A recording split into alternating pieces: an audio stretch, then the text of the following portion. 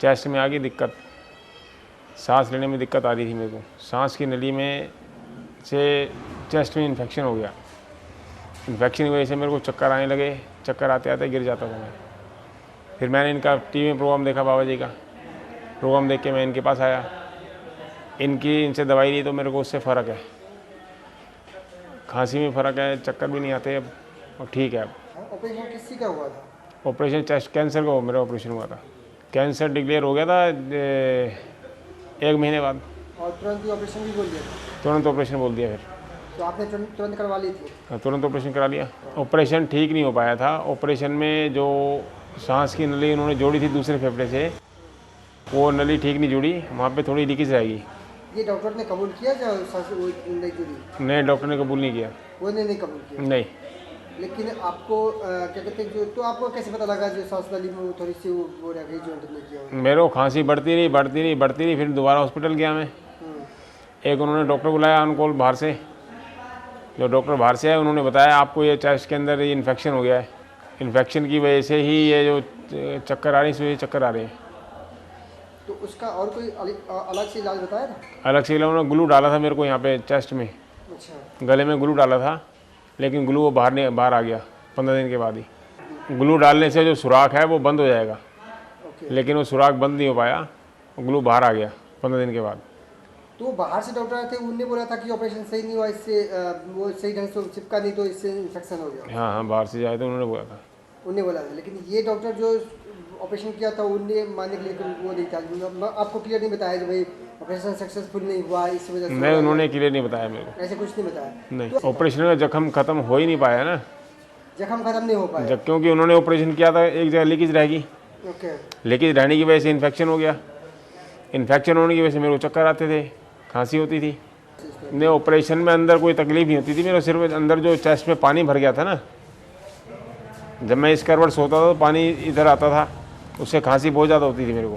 तो आपने यहाँ पे टीवी में देखा और यहाँ पे आए थे? यहाँ पे आए तो यहाँ से मैंने दवाई ली, एक्यूप्रेशर करवाया, उससे मेरे को काफ़ी फ़र्क है अब। काफ़ी क्या फ़र्क है? क्या आपको क्या लग रहा है? फ़र्क ये है कि अब चेस्ट में इधर पानी भी नहीं है मेरे। अच्छा। और खांसी भी कम है, बहुत कम है। और चक्कर वगैरह जो आते हैं? चक्कर भी नहीं आते अब। हाँ, वो जख्म भी थोड़ा भर गया है अब।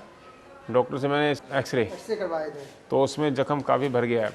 उसमें जख्म भी अंदर से भरा हुआ है? हाँ, अंदर से भरा हुआ है। और आपने आपको क्या पहले से अच्छा महसूस लगता है? पहले से अच्छा महसूस लगता है। और भूख वगैरह क्या है? पहले में आपने भूख वगैरह? भूख तो पहले भी लग रही थी, अब भी लग रही है। अभी भी लग रही है, कोई प्रॉब्लम नहीं था? तो सिर्फ जो आप जो गिर जाते थे वो चक्कर आता था बार बार, उससे अब चक्कर आते थे, आप गिर पड़ते थे? वो पहले से अब ठीक है वो। तो उस पहले से अब काफ़ी ठीक है? हाँ। तो आपने कितनी दिन की दवाई खाई यहाँ पे? दवाई खाते मेरे 1.5 महीना हो गया अब। 1.5 महीने से दवाई खा रहे हैं? उसमें आपको इतना फ़र्क हुआ है? इतना फ़र्क है मेरे को भी। मेरा नाम राजेश कुमार है, मैं फरीदाबाद से आया हूँ। मुझे 6 साल से एंकोलाइजिंग स्पॉन्डिलाइटिस डॉक्टर ने बताया हुआ था। उसका ट्रीटमेंट मैंने बॉम्बे से, दिल्ली से, फरीदाबाद से, बनारस से, कई जगह से लिया, लेकिन कोई आराम नहीं हुआ। मेरे शरीर की अकड़न जकड़न बहुत ज़्यादा बढ़ गई थी। चलने फिरने में, उठने बैठने में, लेटने में, घूमने फिरने में, झुकने में, हर जगह बहुत दिक्कत थी। मतलब उठना बैठना, चलना फिरना जो है बंद सा हो गया था। फिर यहाँ पे हम आए, यहाँ से हमने अपना इलाज करवाया। यहाँ पे इलाज करवाते करवाते करीब 6 महीने हो गए, तभी मुझे 50% से ऊपर फ़ायदा हो चुका है।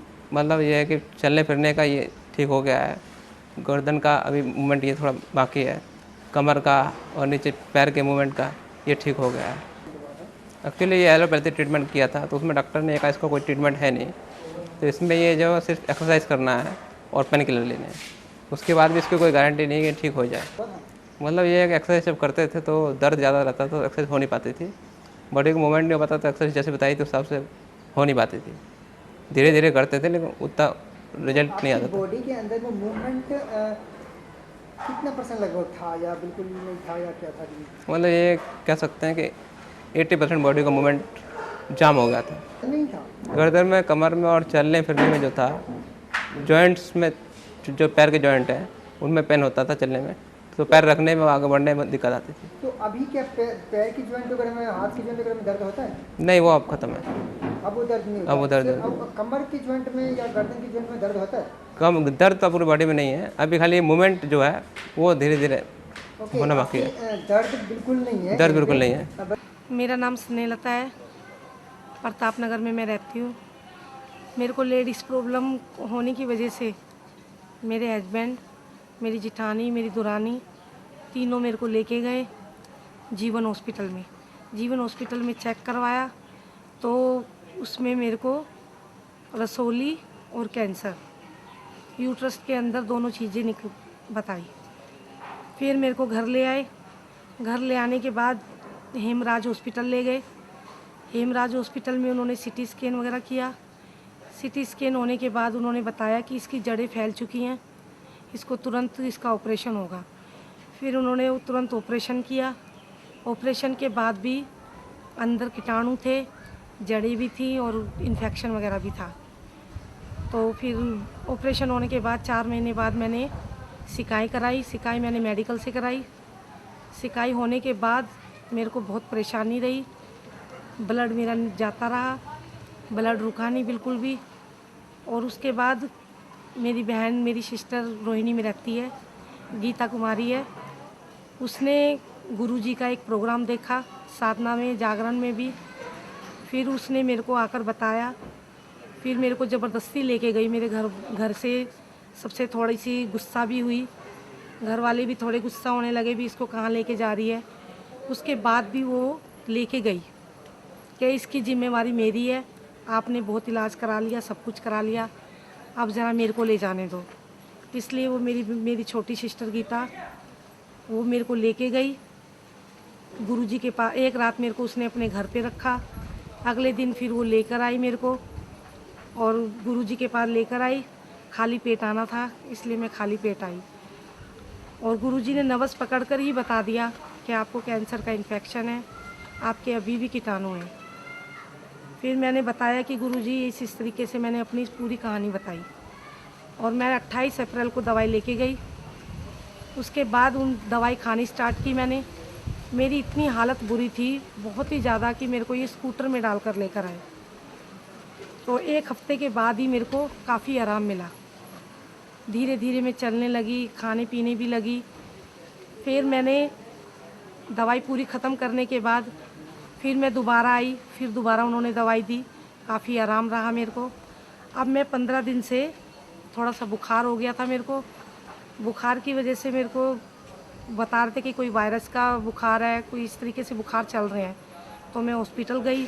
हॉस्पिटल में उन्होंने मेरा ग्लूकोज वगैरह चढ़ाया और इंजेक्शन वगैरह लगाए। उसके बाद उन्होंने मेरे टेस्ट किए सारे, ब्लड टेस्ट हुआ, एक्सरा हुआ और अल्ट्रासाउंड वगैरह हुआ। उसमें मेरा पूरा नॉर्मल आया कि आपका तो कैंसर बिल्कुल ख़त्म हो चुका है। फिर डॉक्टर भी मेरे से पूछने लगे कि ये कैसे हुआ। फिर मैंने बताया कि मैंने एक गुरुजी की दवाई खाई थी, इसीलिए मेरे को काफ़ी आराम मिला। इस टाइम मैं तो सिर्फ बुखार से परेशान हूँ। मैं अमृतसर पंजाब से आया हूँ। मेरा नाम सुरेश शर्मा है। ये मेरी वाइफ पूजा शर्मा है। मेरी टांग में जख्म हो गया था, जिसके कारण मुझे दर दर की ठोकरें खानी पड़ी। कभी हॉस्पिटल में, कभी कहीं। हॉस्पिटल में मुझे डॉक्टरों ने बोला कि इसका कैंसर हो गया। कोई बोल रहा था कि इसकी टांग काटनी पड़ेगी, कभी कुछ बोल रहे थे। मैंने बहुत पैसा बर्बाद किया, लेकिन मुझे कहीं नहीं फ़र्क पड़ा। आखिर 2.5 साल तक मैं यूं ही तड़फता रहा। और 2.5 साल के बाद मुझे अचानक एक दिन मैंने पंडित जी का प्रोग्राम टीवी पे देखा और मुझे विश्वास हुआ थोड़ा सा। फिर भी मैं दूसरे दिन गाड़ी पकड़ी और पंडित जी के पास गया। और मुझे वहाँ उन लोगों ने, पंडित जी ने नब्ज़ देखी और देखकर मुझे दवाई दी, और जिससे मुझे 12 घंटे में फ़र्क पड़ गया। और मतलब इतना दर्द से ये तड़पते थे ना, तो 12 घंटे में दर्द का आराम मिला। तो बाकी दवाई दी हमने, वो लगाई रेगुलर टांग पे। तो 15 दिनों में ऐसे मतलब ये चलने फिरने लग पड़े, काफ़ी आराम पड़ा इनको फिर। और बिल्कुल आज हम बिल्कुल ठीक है। आज गुरु जी की इतनी कृपा है हमारे ऊपर कि अब बिल्कुल टांग ठीक है, कुछ भी नहीं है उस पर, ना जख्म है ना कुछ। और ये चल फिर सकते हैं, दोबारा से काम भी कर सकते हैं। किस तरह का मतलब मुझे दर्द ऐसा महसूस होता था कि मैं अगर चल भी नहीं चल सकता था ना, टांग में जैसे इतना सुइयां दर्द, चुभती थी ऐसे। बहुत ही दर्द था। और जख्म भी तकरीबन इतने बड़े 4-5 थे। बीच में से मतलब कुछ लेसीला पदार्थ निकलता था। तो मुझे अपने आप से उम्मीद नहीं थी कि मैं अगर जिंदा रहूंगा, और लेकिन फिर गुरु भी जी ने गुरु जी से कृपा पहली इतनी है। पट्टी की और अपने हाथों से पट्टी पहली की तो मेरी। बस उसी में फ़र्क पड़ गया कि चलने फिरने लग पड़े। खुद हम ये दिल्ली का सारा बाजार देख के गए पैदल, सारा घूम के गए लाल किला, नहीं तो इनसे तो चला भी नहीं जा रहा था। सच है कि एक्चुअली देखो ना, बात ये थी कि जब मैं आया तो पहली बार था, लेकिन मुझे विश्वास भी नहीं था कि शायद पता नहीं ठीक होऊंगा या नहीं होऊंगा, पता नहीं क्या। ये भी लेकिन सोचो नब्ज देखने में इसका क्या कंसर्न है, ये इस पहले तो ख्याल आया था अगर मन में। पंडित जी ने मुझे अपने हाथों से पट्टी की, तकरीबन 5 मिनट में मेरा दर्द गायब, और 5 मिनट मैं में? बिल्कुल तंदुरुस्त, वैसे कि जिससे मुझे जख्म है ही नहीं, बिल्कुल बहुत खुश। मुझे उसी दिन से विश्वास हो गया। कोई फर्क ही नहीं पड़ रहा। डॉक्टर से बोला, डॉक्टर बोल रहे हैं, कोई बोल रहा है अल्सर है, कोई बोल रहा है कैंसर है, कोई बोल रहा है टांग काटनी पड़ेगी, कोई बोल रहा सांप ने काटा है, कोई बोल रहा किसी ने कुछ किया हुआ है, कोई बोल रहा कुछ, मतलब कभी कुछ। बहुत कुछ हमारे साथ मैंने है। मतलब अमृतसर बहुत में ढिल्लो स्कैन है, वहाँ से हमने एक्स्ट्रा 1800 वाला करवाया। गुरु नानक हॉस्पिटल में गए, वो उन लोगों ने वहाँ से बोला भी इसकी इलाज टांग करवाया। काटनी पड़ेगी। मतलब बहुत जगह मैंने इलाज कराया, लेकिन कहीं से भी मुझे फ़र्क नहीं पड़ा। आखिर ही मुझे टीवी में पंडित वो जी भी का अचानक प्रोग्राम हमने देखा। टीवी लगाया तो इनका प्रोग्राम आ रहा था और जख्मों के बारे में ही आ रहा था। वो सुना हमने, बस अगले दिन ही ट्रेन पकड़ी और बस यहाँ चले आए। मेरा नाम लोकेश शर्मा है, मैं बेसिकली द्वारका से हूँ। मेरे को एक अर्थराइटिस की प्रॉब्लम थी, इसके साथ साथ मुझे 2 अदर प्रॉब्लम्स थी। एक स्किन की प्रॉब्लम थी और एक मेरी आई साइट की प्रॉब्लम थी, जिसको यूवीआइटिस बोलते हैं बेसिकली। सो ये ऑलमोस्ट मुझे करीबन 15 साल से थी। अर्थराइटिस का तो मैंने बहुत इलाज कराया, काफ़ी डॉक्टर्स को दिखाया, ऑलमोस्ट मेरे सारे टेस्ट हुए। इवन मुझे आरआर हॉस्पिटल आर्मी में, जो यहाँ आर्मी का सबसे बड़ा हॉस्पिटल है, उसमें ही मैंने दिखाया। वहाँ पे मुझे करीबन 80 से 1000 के इंजेक्शंस लगे, बट उसका भी मुझे कोई बेनिफिट नहीं हुआ। 2 साल बाद फिर वो प्रॉब्लम मुझे आई। तो उसमें होता ये था कि मेरे को चलने फिरने में बहुत प्रॉब्लम होती थी, स्वेलिंग आ जाती थी जॉइंट्स में, और बेसिकली कमर के नीचे ही हमेशा दर्द रहता था। उसके बाद मेरे को, मेरे एक रिलेटिव थे, उनको मिर्गी की प्रॉब्लम थी करीबन कई सालों से। तो वो दैनिक इसके टीवी के थ्रू यहाँ आए थे, तो उन्होंने मेरे को बताया कि उनकी वाइफ़ को अब परमानेंट क्योर हो गया। ऑलमोस्ट उन्होंने भी अपनी वाइफ़ का एलोपैथी में करीबन 10, 12, 14 साल इलाज कराया, बट उनको भी कोई रिलीफ नहीं था। बट यहाँ उन्होंने 2 या ढाई महीने के आसपास ट्रीटमेंट लिया और आज 6 या 7 साल हो गए, उनको कोई प्रॉब्लम नहीं है। तो उन्होंने मुझे यहाँ के लिए रिकमेंड किया था, तो मैं इसलिए यहाँ आया था।